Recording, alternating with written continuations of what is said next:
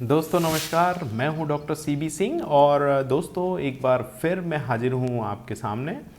दोस्तों इस चैनल के माध्यम से हम हमेशा प्रयास करते हैं कि डेयरी फार्मर्स की किसी भी तरीके से जो एनिमल्स हैं उनकी प्रोडक्टिविटी बढ़े या फिर उसके खर्चे कम किस तरीके से हों। तो दोस्तों मेरी एक ही रिक्वेस्ट है आपसे कि हम हमेशा जो डेयरी फार्मर्स के लिए यूज़फुल सही साइंटिफिक और सटीक इन्फॉर्मेशन जो लेके आते हैं, आपसे बस एक ही रिक्वेस्ट है कि इस चैनल को ज़्यादा से ज़्यादा सब्सक्राइब करें और ज़्यादा से ज़्यादा इन वीडियोस को शेयर करें अपने फार्मर्स के बीच में, ताकि हम ज़्यादा से ज़्यादा लोगों तक पहुंच सकें। तो दोस्तों आज मैं हाजिर हूं एक ऐसी डिसीज़ के बारे में, ऐसी बीमारी के बारे में बात करने के लिए जो फार्मर्स के लिए बहुत बड़ी हानि का कारण बन जाती है और कई बार उसके कारण वो एनिमल्स खराब हो जाता है। हाँ दोस्तों, वो बीमारी है थनैला।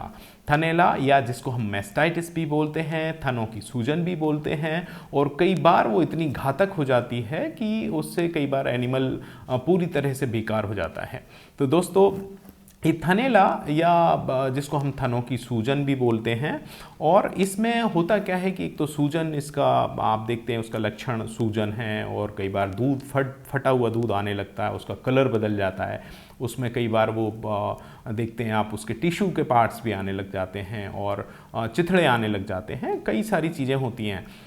दोस्तों ये बीमारी एक ऐसी बीमारी है जो जिसका ट्रीटमेंट बहुत एक्सपेंसिव है और बहुत ज़्यादा महंगा ट्रीटमेंट है, महंगे महंगे एंटीबायोटिक्स लगते हैं।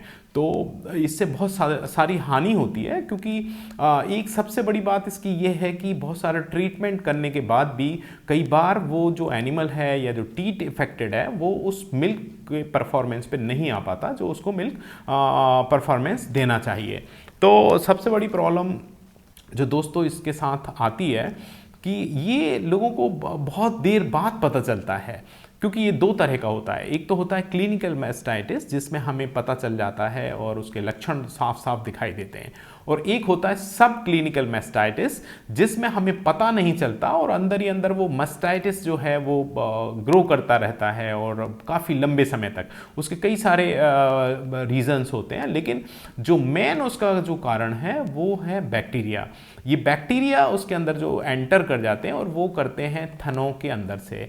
जो थन होते हैं, थन का जो टीट है, जो उसका जो सुराख है जहाँ से दूध निकलता है, उसके अंदर से वो बैक्टीरिया एंटर कर जाते हैं और बाद में जाके उसको इन्फेक्शन पैदा करके उसको वहाँ पे मैस्टाइटिस क्रिएट कर देते हैं। तो दोस्तों ये बहुत इम्पॉर्टेंट है। तो मेरा ये कहना है कि बेहतर ये है कि हम इस रोग को अपने फार्म पे आने ना दें।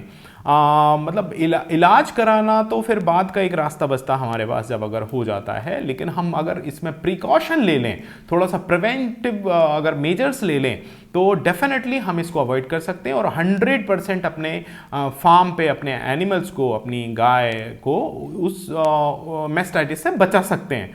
तो मैं आपके साथ शेयर करूँगा।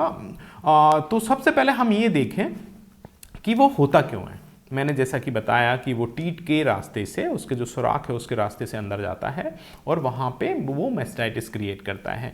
तो इसका रीज़न क्या है? आप देखिए, जब भी आप मिल्किंग करते हैं एनिमल की, तो सबसे बड़ा फैक्टर तो ये है कि वो जो टीट का जो सुराख है वो करीब करीब 25 से 30 मिनट तक वो खुला रहता है।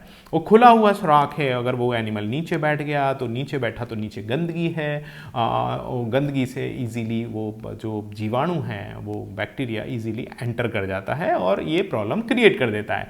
तो दोस्तों हमें इसके बचाव के लिए क्या करना होगा? तो उसके लिए 3-4 चीज़ें आपको अपनानी पड़ेंगी।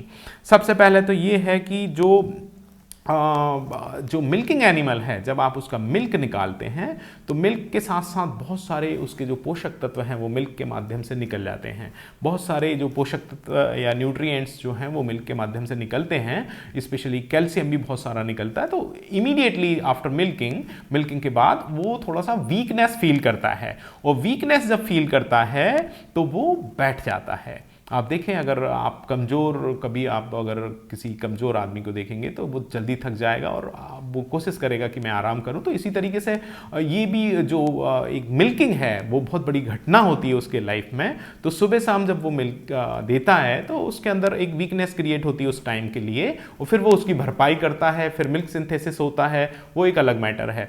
तो वो जब आफ्टर मिल्किंग वो बैठने की कोशिश करता है और वो बैठ जाता है, वो बैठता है तो वहाँ पे गंदगी होती है। तो हमें सबसे पहला पॉइंट तो ये करना है कि उसको कोशिश करनी है हमें कि हम उसको मिल्किंग के करीब करीब आधा घंटे तक उसको हम बैठने ना दें।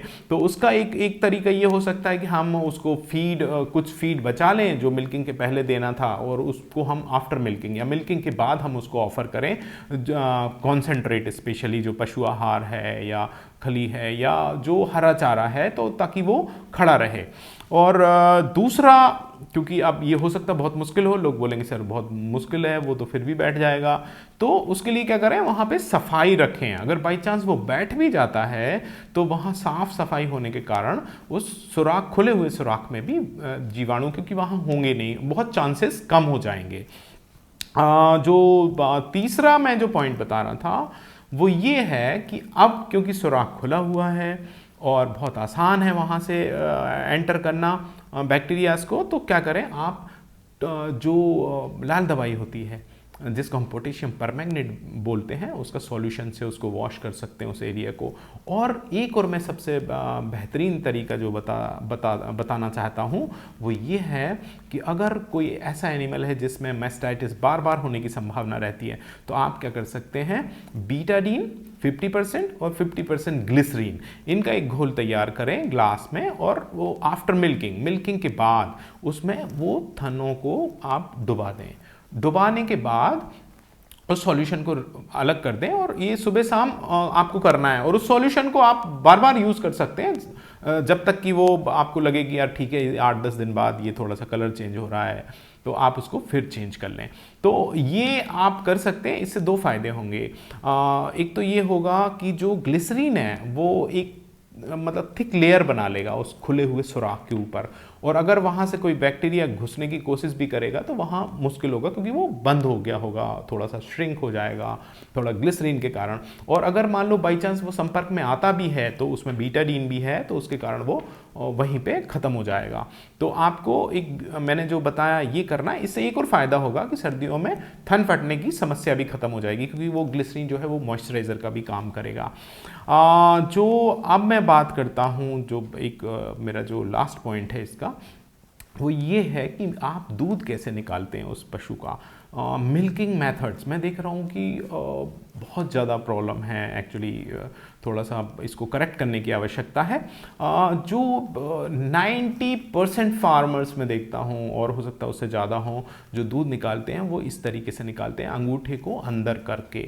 और दोस्तों ये बहुत ही पेनफुल प्रोसीजर है, बहुत ही गलत प्रोसीजर है। इस पे थन पे लगातार उसकी मांसपेशियों पे एक ही जगह दबाव पड़ता है, और दबाव पड़ने के कारण वो जो मांसपेशियां हैं, जो उसकी कोमल मांसपेशियां हैं, वो नरम पड़ जाती हैं, एकदम वहाँ से डैमेज हो जाती हैं। और डैमेज होने के बाद वहाँ बहुत ज़्यादा चांसेस होते हैं, जब वो कमज़ोर हो जाती हैं बहुत ज़्यादा चांसेस होते हैं कि वहाँ पे बैक्टीरिया जल्दी से ग्रो कर जाए।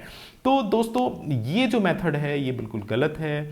और जो छोटे थन होंगे, अगर आप बोलोगे सर छोटे थन हो तो हम क्या करें, तो वहाँ पे आप ये मेथड यूज़ कर सकते हैं। लेकिन जो थन अगर ठीक हैं, बढ़िया हैं, अच्छा एनिमल है, ज़्यादा दूध देने वाला एनिमल है, आप हमेशा उसका फुल हैंड मेथड यूज़ करें। इसको फुल हैंड मेथड बोलते हैं, और उसमें अंगूठा हमेशा बाहर होगा, और इस तरीके से यूज़ करेंगे तो एनिमल को, वो जो पशु है उसको ऐसा लगेगा जैसे उसका बच्चा दूध पी रहा, बड़े आराम में रहेगा। तो इससे दो फायदे होंगे, एक तो वो डैमेज नहीं होगा जो उसका टीथ है, दूसरा फायदा ये होगा उसको ये फील होगा कि उसका बच्चा दूध पी रहा है, उसका बच्चा दूध पी रहा है, और वो कंप्लीट अपना मिल्क दे देगा। तो उसकी जो मिल्किंग है वो कंप्लीट होगी, उसमें दूध रहेगा नहीं, पूरी तरह से दूध उतरेगा। जब दूध नहीं रहेगा तो मैस्टाइटिस होने के चांसेस भी बहुत कम हो जाएंगे।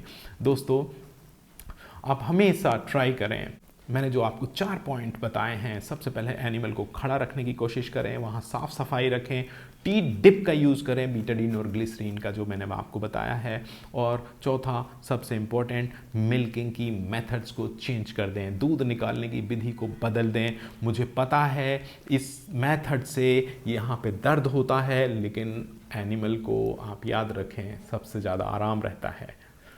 इस विधि से हमें आराम होता है, लेकिन एनिमल को बहुत ज़्यादा परेशानी होती है। दोस्तों, इसी मेथड पे मिल्किंग मशीन का जो प्रिंसिपल है वो इसी मेथड पे आधारित है, इसीलिए मिल्किंग मशीन जो है वो कामयाब होती जा रही है। तो दोस्तों, आप कोशिश करें कि ये अपनाएं, और मैं हमेशा बोलता हूँ कि या तो हमें अपने खर्चे कम करने होंगे या प्रोडक्शन बढ़ाना होगा, तो दोनों ही बातें हम इस चैनल पे करते हैं। तो एक ही गुजारिश है मेरी, ज़्यादा से ज़्यादा इस वीडियो को शेयर करें, इस चैनल को सब्सक्राइब करें। Thank you very much. यूँ ही हमारे साथ बने रहें। नमस्कार।